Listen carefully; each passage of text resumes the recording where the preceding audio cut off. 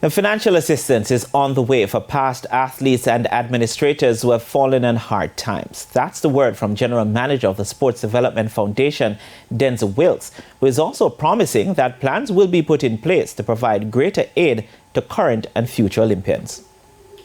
We are now, our minister and ministry, in the process of developing a fund to assist those performers, those athletes and administrators as well, who have fallen on hard times. And the reason why we have to do that is because of what has happened in terms of, one, the management, as well as, of course, there are some who operated in times when the rewards were not as great. That's Denzel Wilkes, General Manager of the SDF. Wilkes was speaking to TVJ Sports recently, where the findings of an SDF commissioned and funded research were revealed. Wilkes says along with other critical stakeholders, the SDF wants to ensure that going forward, the needs of athletes are met with a greater support system developed for them.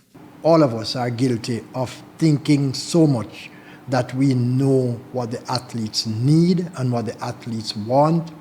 We conclude and we set about providing that to one extent or the other, when in fact we may be off course in terms of what the needs are, and that comes from a failure to communicate directly with the athletes. The research was conducted by sports psychologist at the University of the West Indies, Dr. Olivia Rose, over a period of 11 months with 9 Olympic track and field athletes participating.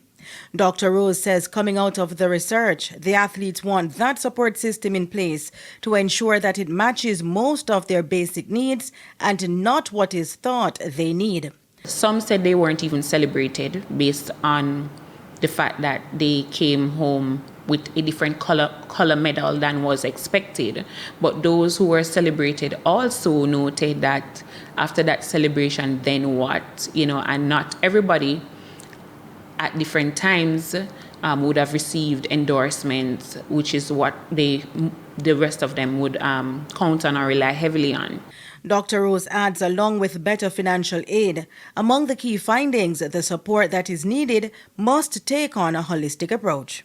For example, it should cater to them having psychological support, financial support, support for even basic things as transportation, nutrition, medical support, and public speaking opportunities and training, which was also mentioned.